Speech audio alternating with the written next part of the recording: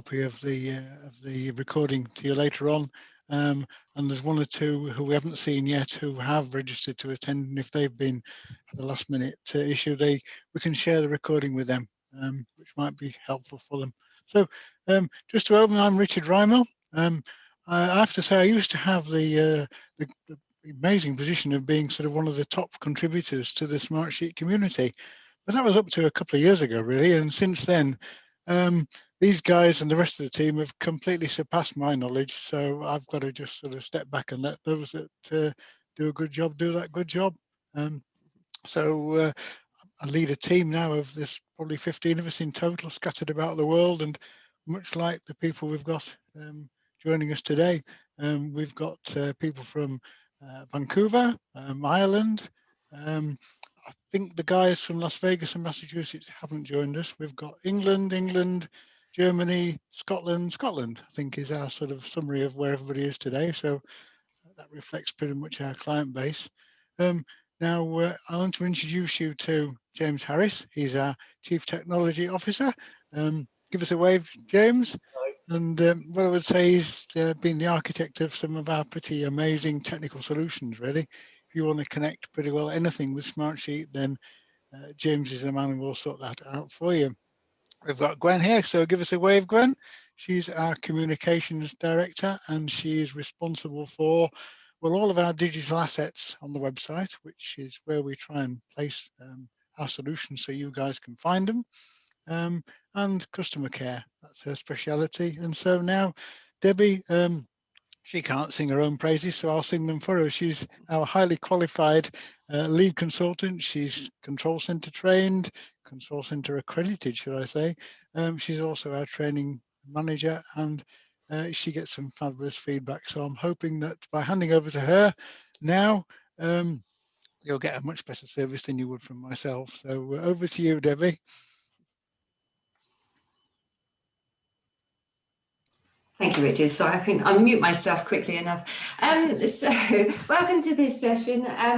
Just pointing out the Zoom controls again, just for the people that joined in late. We've got a participants window, and within that, you have got some sort of thumbs up and waving hands, and you've got your reactions button, which is now a new feature in Zoom where you can put your hand up or thumbs up or anything like that. So do make sure you've got those to hand.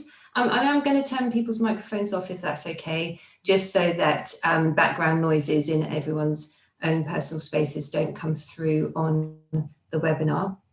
So, so I'm just going to click that mute all. You can unmute if you want to, but we're going to keep the questions. You can ask questions at any point. Please put them into the chat window. I've got James and Gwen and Richard are going to be monitoring that chat window while I'm presenting. And if they can answer your questions, then they will do so straight away. I've said they can interrupt my flow, and if there's a question about something on the screen at that time, then just let me know, and we can deal with those as and when they are relevant. Otherwise, we'll keep the questions just to the end of the demo, and then we'll cover them all with you. Okay, so just to introduce this demonstration, then I'm just going to share my screen. Tips and tricks. So on a tips and tricks, it's really sort of tricky to know how to attack this. So what I've done is I've set up a tips and tricks workspace in Smartsheet, and you can see hopefully this up on your screen at the moment. And at the end of this session, I'm going to be sending people some evaluation forms for the webinar. And if you fill in the evaluation form and indicate that you'd like access to this workspace, then you will be welcome to come in and take a copy of all of the items that we are demonstrating here with you. Okay, so the scenario that I've picked on the tips and tricks, it covers a multitude of Smartsheet items, and it's a scenario that I've been asked for on the community many times over the last couple of months, and that is setting up an office booking in system to use during COVID pandemic. So at the moment, the message is everyone needs to work from home if they can, but if they do need to go into the workspace is being managed differently, and desks are distanced socially, and so there are fewer desks, and so a booking system is required in a lot of different companies to try and manage who can come in and when. So I've set up a quick demonstration on how to provide a solution for that scenario. And within this solution, we're going to be having a look at a source file, analysing about 4 different workflows, creating a form and using conditional logic within the form, creating summary fields in the summary pane, summary reports, creating dashboards, publishing the dashboard, showing how it all fits together. And then I've got a tips worksheet that you can have a read at some time. So let's just have a look at this workspace. So just these are what I'm, rather than starting everything from scratch, I've got a few things already designed. So if I just open up the main data source. So here we go. This is the main sheet, and I'll be talking you through how the sheet has been created in just a moment. So we've got the data source sheet. We have a report called availability. And this availability report is just reporting on a top availability schedule section within the source sheet. So I just move it to that side. We also have a deleted items sheet, which is exactly the same as this sheet. Apart from it has records that have been deleted. We have a who is in report. And again, it's just a row report. Just waiting for it to load. Just a row report detailing who is booked in to the system in the future at the moment within the booking system. So I've got 2 row reports and a source file. I've also got in here a sheet which, if you do have access to this workspace by the end of the session, then you can have a look at this. And within this sheet, waiting for it to load. We've got all of the different items that I'm going to be covering in this demonstration, the scenario and the reason for doing each of the items, the tips on how to do best practice on designing each of the items, and the benefits from using the tips. So hopefully after the whole demonstration, you'll be able to work your way through here and find the bits that gave you interest and read the benefit of putting those tips into place. So there are many tips being shared with you during this presentation. So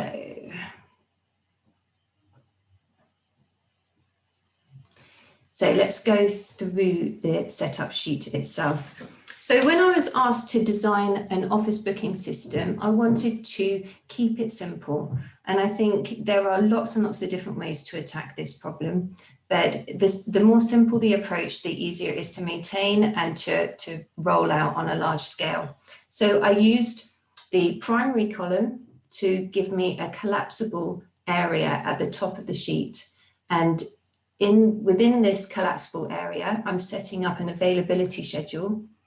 And then below the collapsible area, if I just use that primary column to collapse that down, below my black line, these are all the entries that are going to come through from a form that we'll be designing today.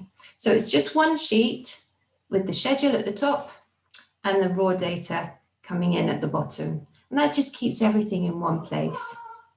Within the availability schedule, I'm using a function to set the dates that I'm going to be making available for people to book. So I just chose the solution of 30 days. So my first date in the sheet is using the today function to set it.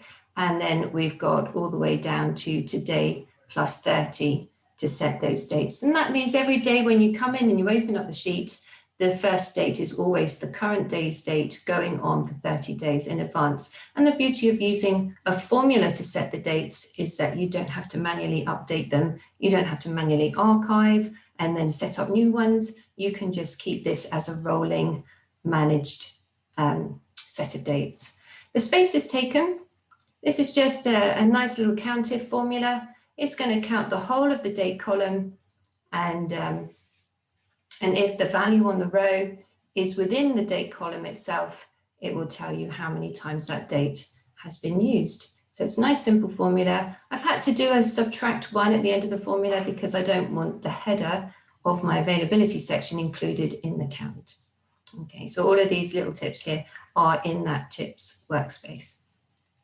The spaces available, we're using a nested function in here. So if functions are fabulous. We use lots and lots of if functions in our solutions. So we're just saying if the spaces on the row is equal to the total number of spaces available. And so this number 4, just above my formula here, is an absolute reference to the number of spaces available per day.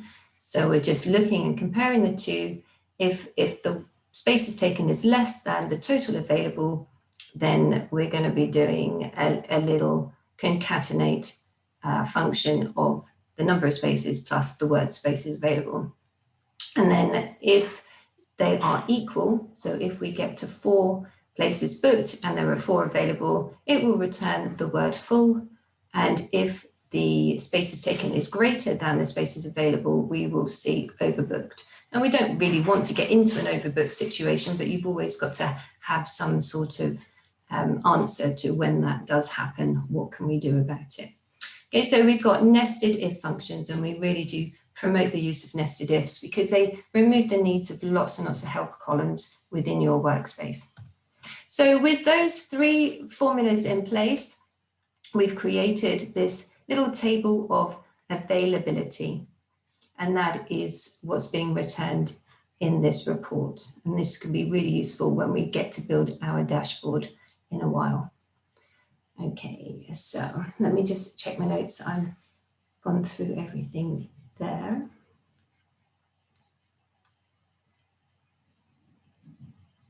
The black row, good Sharon, I've just seen that. The black row, I've put that in the hints and tips. What I have done on this solution, because I'm using the same sheet to provide an availability schedule and list all the people that are booking into the dates, I wanted just a visual indicator that the 2 sections are different. So I've just coloured one row in with a black colour just to separate my availability schedule from my data. And the good thing about doing this is that if any of your rows on the raw data uses a formula, you can plop the formula, you can pop the formula in that blackened out row. And then if people delete the data for whatever reason, you're not deleting the formulas. And so when the next values get entered in via the form, you can still have your formulas being copied down into the rows. So it's a really good little tip there to always have just one black row in between your availability schedule and your raw data, just to hide your formulas that you need. Excellent.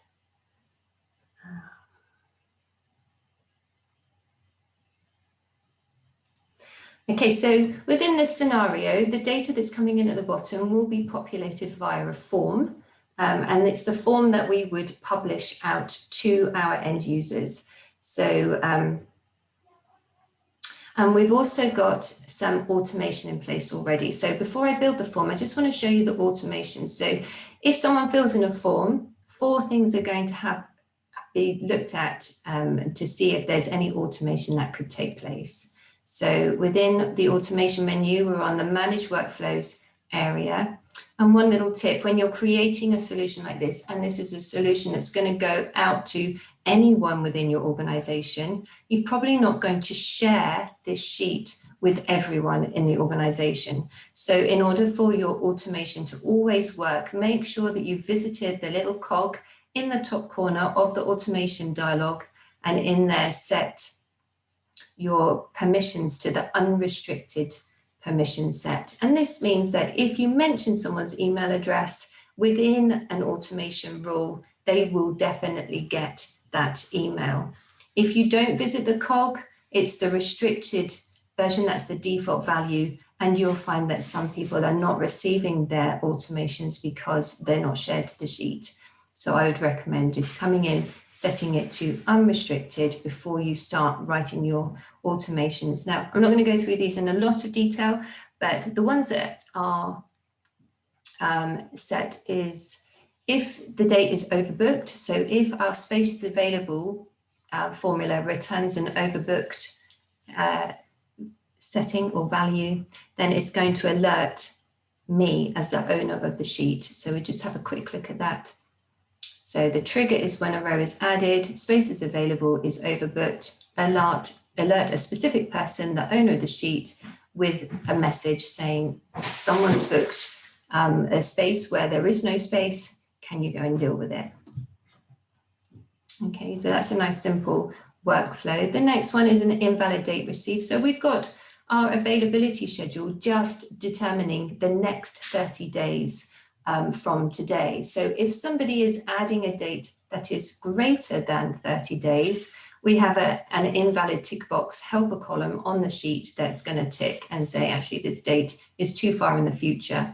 And when it automatically ticks, we're going to send an email to a contact in a cell. So be aware that when you're doing an alert action, you don't have to stick with the default send to a specific person, which is always the one that it's on. You can send to a contact in a cell and choose a contact list data type column that you have that's relevant to this action. So here we're saying, if the date's invalid, send an email to that person saying, actually, the dates you've requested is too far in the future, this request has not been successful, and then have a second action. So these workflows have been amended over the last year or so. Smartsheet's workflows prior to that were quite simple. You had a trigger and you had an action, but now they've added these wonderful little plus signs on the workflows, and you can add more actions. So if a date's invalid, we're telling the requester it's not been successful, and we're moving that unsuccessful row to the deleted item sheet just to make sure that they're not still in the current statistics for the booked desks. You can see in here, I don't know whether you can see this very clearly, but I'm just trying to highlight this one bit there. Within a message of an email, that you can zoom into your screen there, I've got placeholders. I'm using the curly bracket placeholder open, and then the name of a column, and then the two curly bracket placeholder closes. And if you put that sort of syntax in the email body of a workflow, then the date for the row that triggered this workflow will populate in that placeholder space in the email that's being sent out. So that is a really cool way of personalizing the messages within the email. Before we had these curly brace placeholders, we had to always use generic type messages. But now we can be specific within our messages. And this nice little bit here has only just been added in the last month or so. So your message is now just a message, or you could say within your message, you want to link and show the row that, that failed to be saved at this time. So these are all new, but the tip here is to always use the correct recipient that's pertinent to the rule, and you can use curly brace placeholders to get specifics into your workflows.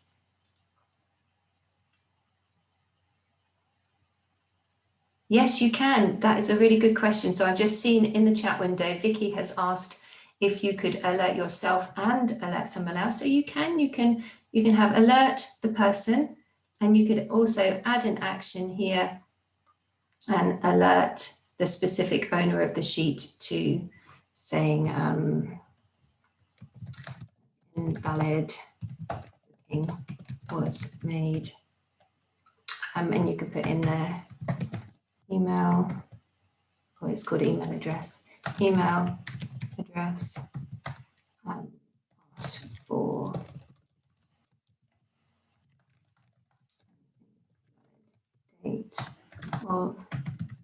date.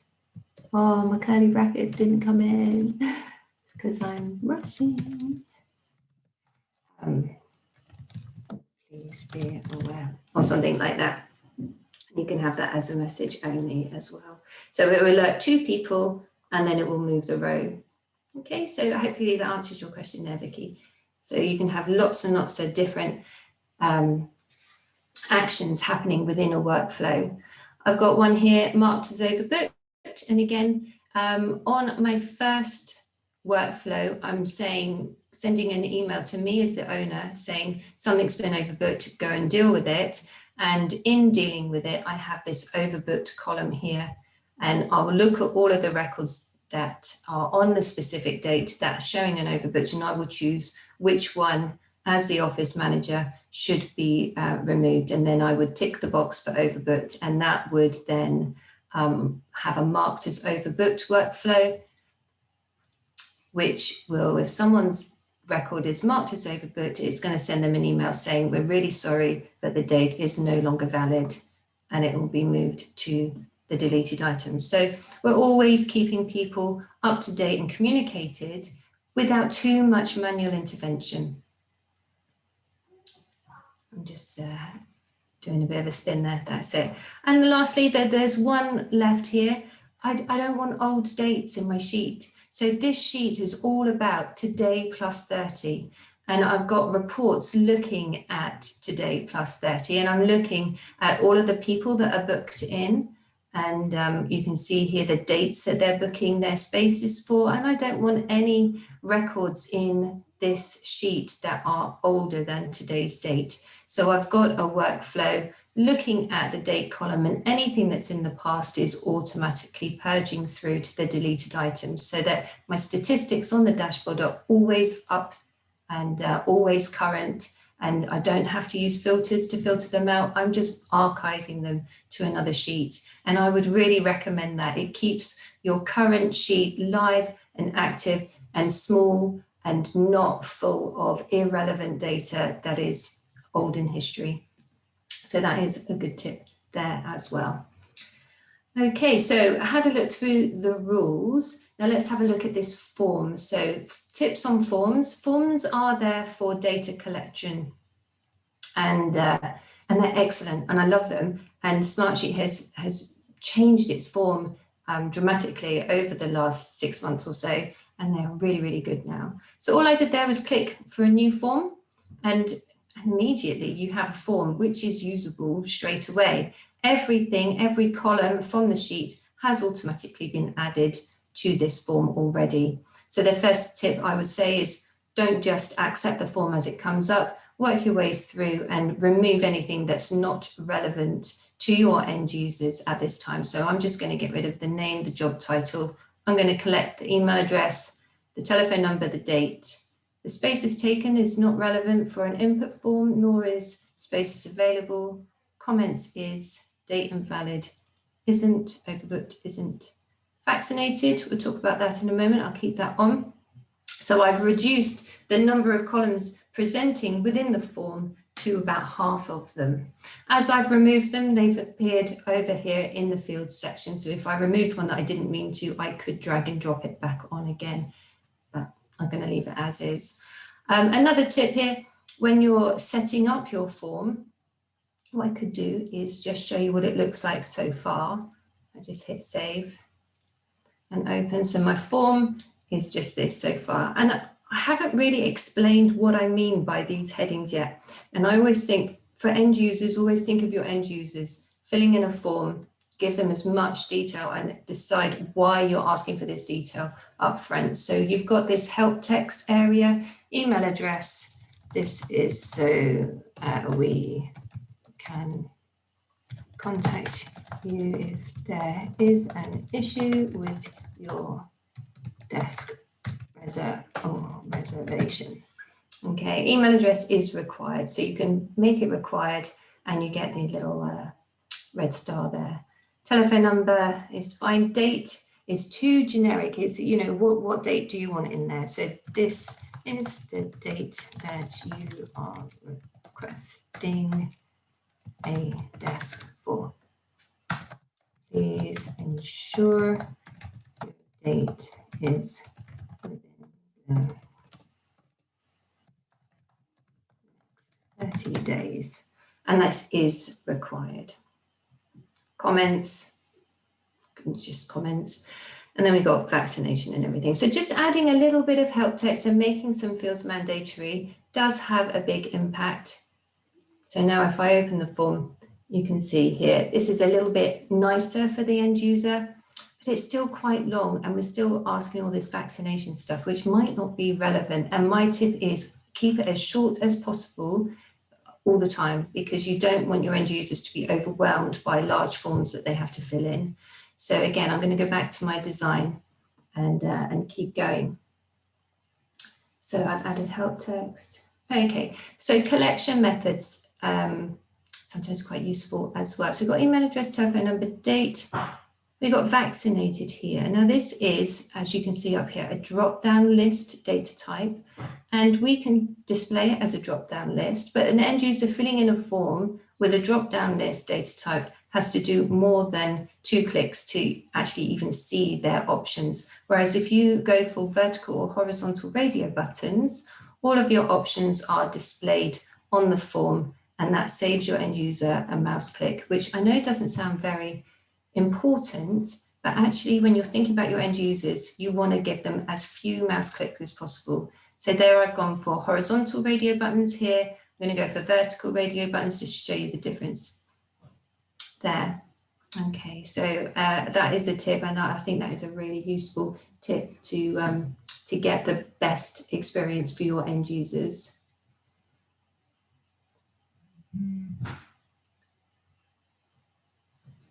If there's anything that you need on the form that's not there already, you might want a heading or a file uploader. The file uploader is really useful.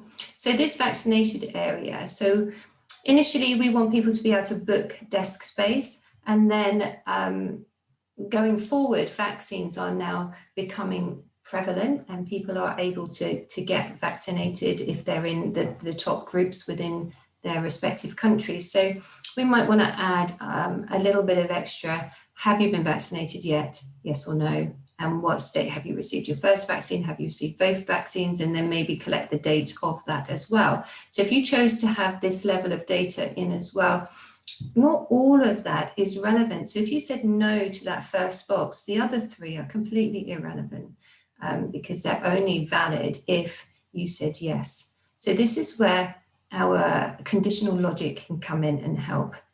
So at the moment, let me just remind you, the form, when someone's using it, looks like this. So you've got all of these boxes and you think, well, do I need to fill this in? I haven't got anything that's relevant. So if you don't know, and you don't know whether it's relevant or not, they don't have it displayed until the time that it is relevant to be filled in. So let's have a look at this conditional logic. We're going to start off with vaccinated. And over here in the field settings, you have a logic button. And I'm just going to say, add a logic rule that if they say yes to this, then I'm going to show the status of the vaccination. So at the moment, these ones above are all going to be displayed. This will be displayed. And then if a yes is selected, this one will come up. And then if I go onto my status of vaccination and add logic there, if they say that they've only received the first vaccine, then I only need to put in vaccine 1 date. And I don't need to put the vaccine 2 date up. Then I can add a second rule to say if they've received both vaccines, then I will show vaccine 1 and vaccine 2. Okay, I also want to give the ability to upload a vaccination certificate if that comes up. So here we've got file uploader, we can just drag it onto the form, pop it at the bottom, put some help text in, please upload your vaccination certificate if you have one. Okay, it's not required, but if they have one, that would be good. But I only want that to come up if they've had both 1 and 2. So if I go back to my status of vaccination, go into my logic and into editing the logic of the both vaccines, then I want to show vaccine 1, vaccine 2, and the file uploader. But I don't want that file uploader on the form unless they have received both. And update. So that's a little bit on conditional logic, and the impact of doing that, if I just hit save, open the form, you can see I'm now down to just 4 questions. If I say no to that question, I can just submit. I'll put my email address in.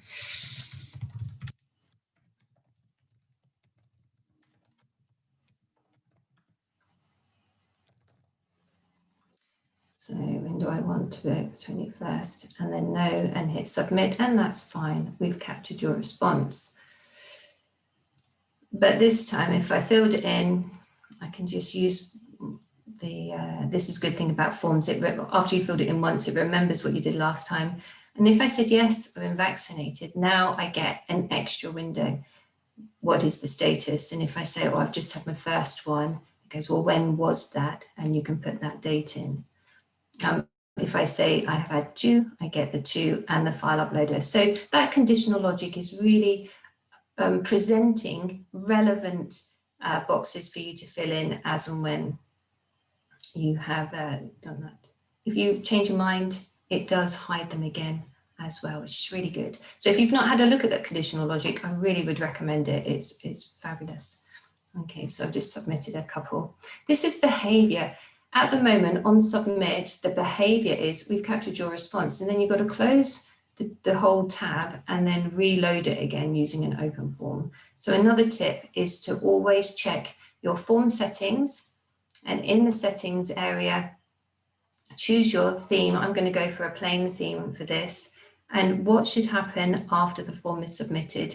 Well, in this situation, we're going to be putting the form in a dashboard, and I want that form to update and refresh with a new, ready to capture a new record immediately, because people might want to put through 3 or 4 date requests in a row. So you've got this, what should happen after the form is submitted, reload the same form for another entry.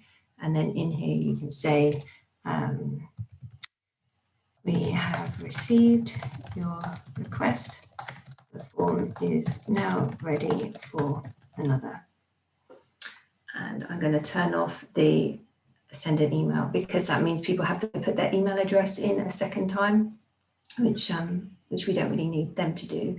So there you go. We had a look through those settings, and if I hit save, the impact of doing that, if I open the form, it now looks a little bit different because I've gone for a plain layout, but you can fill in the form,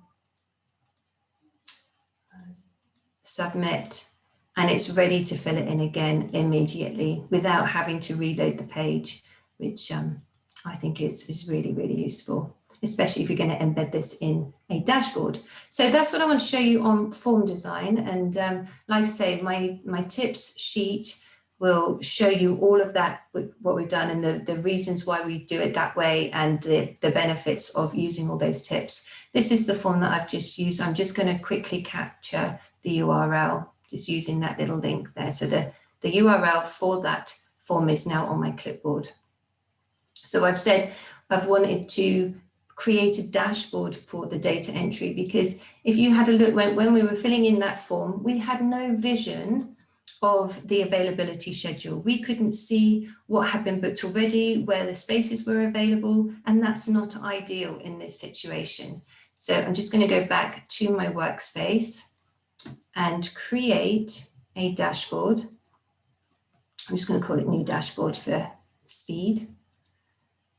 And on the dashboard, I'm going to add the widget of the web content, select the URL, paste in the URL from the form that I just copied to the clipboard. Don't need that. And click done. And there we have the form that we've just, I'm just going to make it quite long. The form that we've just designed is there on the dashboard. You remember I said I've got an availability report and a who is in report. I'm just going to pop those onto the dashboard as well. So select the report. Just find it quickly. It's not that one, it's this one.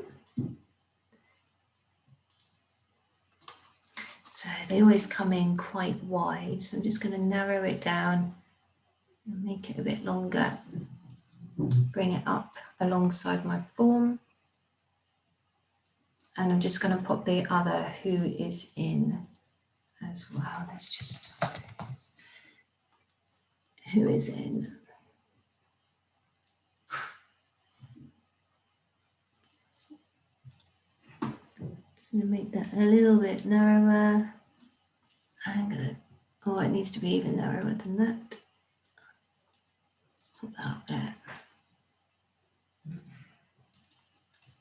So normally when you create a dashboard, you would put your logo on it and you put some titles on it, but I'm just doing this for speed. And so now, instead of sending someone a URL for the form, you could send them the URL for the dashboard. So you could publish the dashboard, turn it on for publishing and capture the link. Then you could go to the chat window of the webinar you're hosting and paste the link in.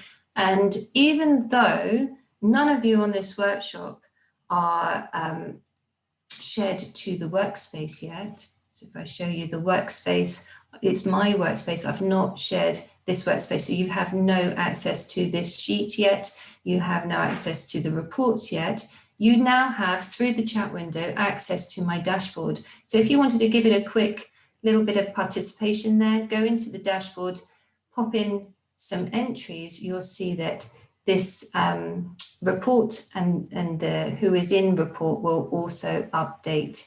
If I go into my auto refresh every minute, that will just make it refresh a lot. But I can hit refresh up here as well. I can see there's other people in here. So I'm hoping that they're using this dashboard so we can see some spaces being filled. Okay, James Harris is in there. Oh, Vicky's gone in there. That's great. Thanks. So if you fill it in a few times, you'll find that we're going to, fill up a space. So we've got one space left on the 13th. Maybe someone could take that, and you'll see that the conditional logic will come in and say that is now full. I'm just doing manual refreshes here. Let me do that one quickly.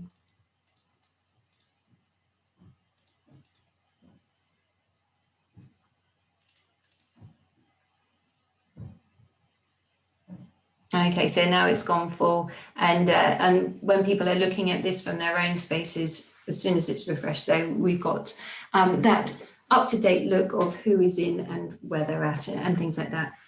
I know that I'm running out of time, so I just want to really quickly show another little way of getting some metrics up in place. I'm going to do it really quickly. So at the moment in our office sign up, I'm going to collapse our availability schedule. We've got all of this lovely data coming in through the use of our form, and we have this are they vaccinated or not column. And I just want a little pie chart on the dashboard to show the level of vaccination within the bookings that is currently in the system. So I want to be how many yeses, how many no's, and how many don't knows do we have in that list. So there isn't really anywhere on this sheet that I could put that sort of metric. You know, in Excel, you would put it at the bottom of the row maybe, or you could create some columns, but I don't know whether you've experienced using the summary pane or not yet, but I just want to show a little bit on the summary pane. So if I click on the summary pane, it's this over on the right-hand side. We can click on the new field and put in a heading, vaccinated, leave it as a text number. So I've got a field called vaccinated, and I'm just going to copy the formula in because I've got it rather than me typing it. Hopefully it'll work. So I'm just doing a count if the vaccinated column has a yes value and hit enter. So I've got 4 there. So I'm going to have non-vaccinated. And again, I'm going to use a count if function in there.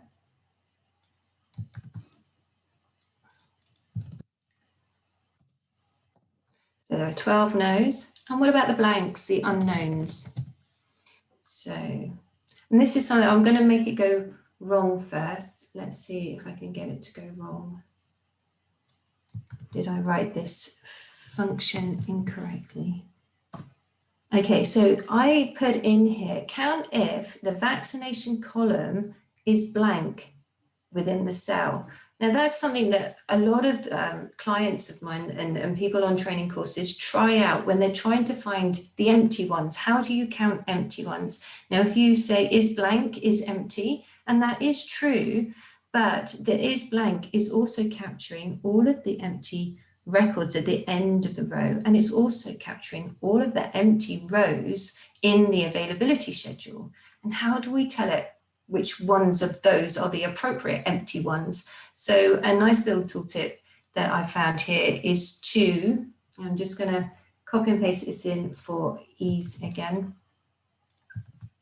is to put in a formula that counts a piece of data that is always going to be present on every record, which in this case is the email address, because that was a mandatory field within the form. So count the number of entries via the form and then subtract the vaccinated number and the non-vaccinated number.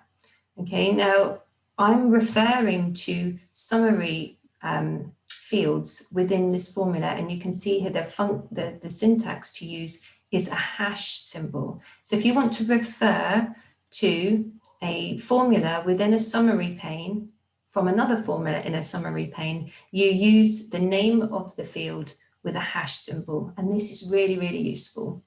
Okay, so that's all on your hints and tips form. I'm just going to save that, pop back to my dashboard really quickly.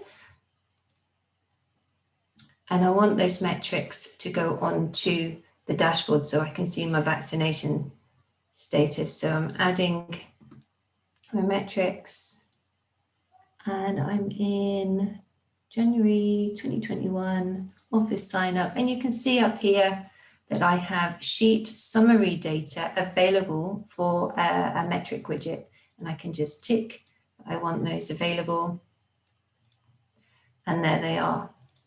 But that's not a chart, and realistically I want a picture.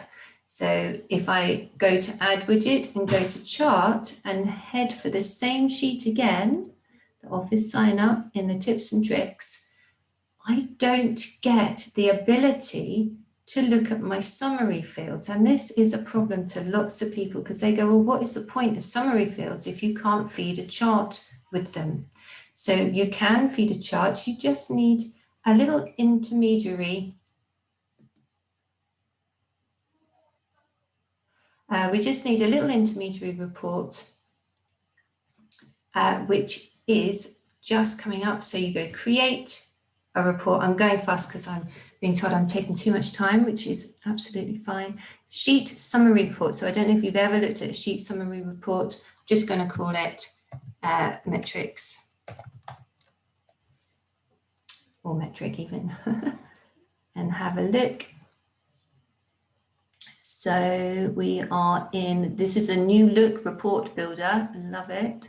We are in the office sign up, next. These are my summary fields, next. And that's all I need actually, so I don't need anything else. And I've hit save already. So those are the 3 summary fields from the sheet. And now if I go into the dashboard and edit, add my widget chart, I can now find that data in the metric report. And you can see my summary data is now available to the chart widget. Going for a pie chart, I love these. I like the semicircle ones. Do you like the semicircle ones? Put the legend on the bottom. I'm fiddling, I shouldn't fiddle. I'm just here to show functionality. Look. So when we can pop that up there and save. So there you go. So you've got this dashboard, and obviously you can play with the layout and make it look pretty, but from a functionality perspective, you can book something, you've got your up-to-date statistics on things that are available, you've got some metrics, and you can use the summary report to feed a chart widget there as well. And just really, really quickly, just before I finish, just want to show you a plan B. So if you've got access to the calendar app, which is a premium app that is sold by Smartsheet, this is a similar solution. So this is pretty much the same as the form that we've just set up. And this is exactly the same data as this, but it's shown using the calendar premium app.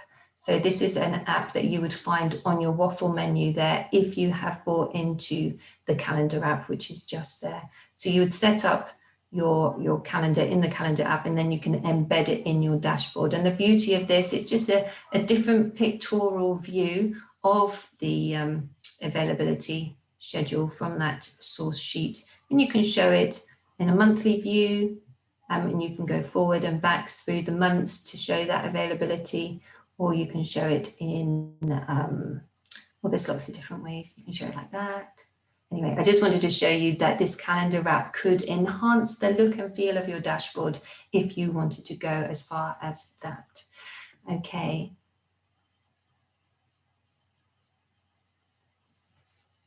There is a way, Vicky. Now, I've not played with this particularly, so do forgive me, but when you're in your summary pane up here, you do have a copy summary to other sheets, which will then allow you to tick other sheets that you want these summaries in, and it copies them across, which is a nice little tip, rather than having to insert these fields every time. Okay, so hopefully that answers that little question there in that chat window. So the solution that I offered up to you there is showing lots and lots of tips. And like I say, that sheet that I've put in the workspace will list out all the things that I've shown you and why the benefits and how this Office sign-up system could work for you if you wanted it to. And we have been restricted on that demo to things that are available in Smartsheet. And I know we're just coming to the end of this presentation, and I know you've been asking questions in the chat window. So what I'd like to do is just hand over to James, and he's going to really quickly, because I went on for too long, just show you other things that you could do which just go outside the box a little bit. So inside the box, when you're looking at your form in the dashboard, the things you can't control are the dates that you get offered in the date picker. You could pick any dates whatsoever that you wanted to. That's why I had the workflow in place to say, actually, that date's too far in the future. It's not been successful. Stick to the first 30. But in James's system, when he had to build this for a COVID vaccine booking system, he has managed to restrict the date range that you can pick from a date picker. And in his form, he's also got conditional logic between drop-downs. So whatever you put in one drop-down then drives what you get presented with from the next drop-down. So let me stop sharing, and I'll let James just really quickly show you that form, because I think it's really worth seeing. So you can think outside the box sometimes. With a little bit of consultancy help, you can get more than what Smartsheet can offer. James, I will keep quiet now. Okay, thank you very much. Just very quickly, we by way of explanation of what Smartsheet can do and the forms can do, and really sometimes what they can't do, because there are limits. We had a situation where we needed to create a COVID vaccination booking system, for which, as you know, you get 2 appointments at the same time. You get 2 appointments because you've got 2 vaccinations. So our task was to create a system where you can a form that you can enter 2 dates dependent on, well, the second date is dependent on the first date. It's quite relatively, for Smartsheet logic, it's a very complicated situation. So this is our first go, where we did in Smartsheet. Ignore all this up here for a minute, but the relevant information is down here. As Debbie said, we got what I want to do. What if I'm a hospital clinic, I want to book, be able to let people book for the next week for their first appointment, and depending on what they pick for their first appointment, certain number of days after that first appointment, they can have a second appointment. But here I can't, as Debbie said, I can't limit what people can click. The best we could do is, with the Smartsheet logic, if someone picks a date in the past, you can say, sorry, that date's in the past. Can you pick another date? And then similarly, with the future, yeah, I'm sorry, you've picked a date that's too far in the future. It's not ideal, certainly when you want to keep it really simple for thousands and thousands of people who are booking their appointments online. You don't want to have things like this come up. So as far as we got with using Smartsheet forms for this was we were able to, if you pick a valid date, you're able to pick a time for your first vaccination, and it will give you a date we managed to get it to give you a date for a second vaccination, but just one date, whereas really in reality, what people should be able to do is pick a range of dates for their second appointment. So really we hit the limits of Smartsheet and what Smartsheet logic can do. So really just to sort of let you know what can be done under different circumstances. Let me see if this is, no, yeah, I need to refresh that. Security, don't you know? Let me just refresh this, and I'll open a web-based booking form. It has some security on it, so that you can only open it if you've refreshed it recently. Again, I'm not going to bother with all the first name, all the name information, all that. But down here is the relevant bit. Whereas on our Smartsheet form, you can first select the clinic. There's the clinic, right? And there's our first appointment date. What you can do using a web form is you can select, you can specify what your date range is. I can't click outside of this range that I've selected, which is today plus another 7 days. So I have to select within that range. Now, what has this got to do with Smartsheet? Well, it's got all the data is still stored in Smartsheet. This is just a web form that talks to Smartsheet and gets its data from Smartsheet, and it puts the data back into Smartsheet. It's precisely the same, except it's just a web form, so it has more flexibility with the things you can do with it. So if I select, say, tomorrow, it gives me direct from Smartsheet a list of all the times that are available still in the system. It won't give me any times that aren't available, so it comes straight from Smartsheet. I select that, and now because we're using a web form that has more flexibility, I can now say, all right, okay, based on that first appointment date, I want a second appointment date. It's actually 10 weeks in the future from there. That's how it's set up. So this is way forward in March, 10 weeks in the future, and it gives you, again, a range. It gives you that it's much more focused than what you can do with Smartsheet alone. And if you select that, again, it goes to Smartsheet, gets the list of times that are available. As it happens, all these are available because no one's booked for these yet. But and this is a test system. But say most of these are booked, you might only get 3 time slots that are actually still available yet. So that gives you a really sort of simple way of booking all your appointments. You book the date, the time, and then you just go away. Oh yeah, I haven't filled in my data. And I have to put my right date. I'll just very quickly do that. This is just some stats that it's not relevant to this, but it's just some stats for the project. And there you go. So Smartsheet forms will deal with most situations. If you have a complicated situation such as that one, where you know the date range for a certain date range depends on the value from another date range, and that sort of thing like that, where it gets complicated, then we can always move the form out of Smartsheet. Everything else, all the data still lives in Smartsheet. It's just you move the actual the data, sorry, the form outside of Smartsheet and can communicate with it that way. It all uses the API, the Smartsheet API, which is really useful. It's very quick, and Smartsheet provide an excellent API for us to do all this sort of thing. So that was me very quickly. I'll leave it there. Perfect. So back to you then, Richard. Absolutely, thank you. Just to say that, well, I think that was terrific. Thank you very much for doing that. I'm just going to very quickly point you to places where you might find more information, hopefully. Should you need anything from our team, then we'll have a challenge. We thrive on it. If you've got suggestions for next month's webinar, we'd be very happy to receive those suggestions. If you'd like to challenge us, we particularly like challenges. As regards digital assets, if you wanted to look at our smarter controls, which are our out-of-the-box solutions, then they are listed in the web page under Smarter Apps. And a quick example is our most popular tool is Drop-Down List Manager.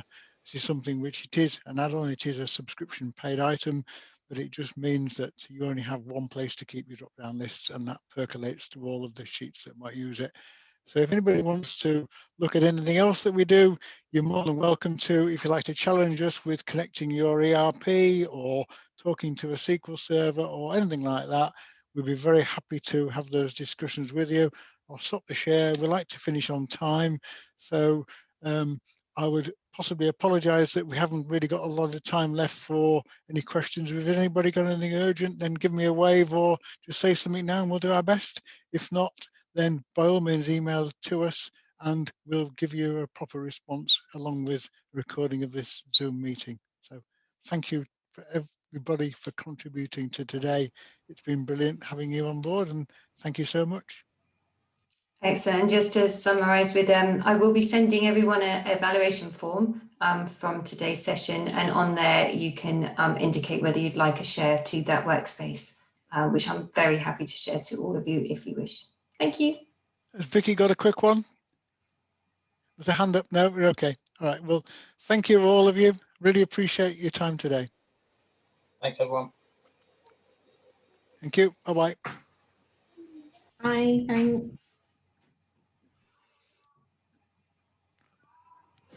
Recording's on, Deb. Recording off.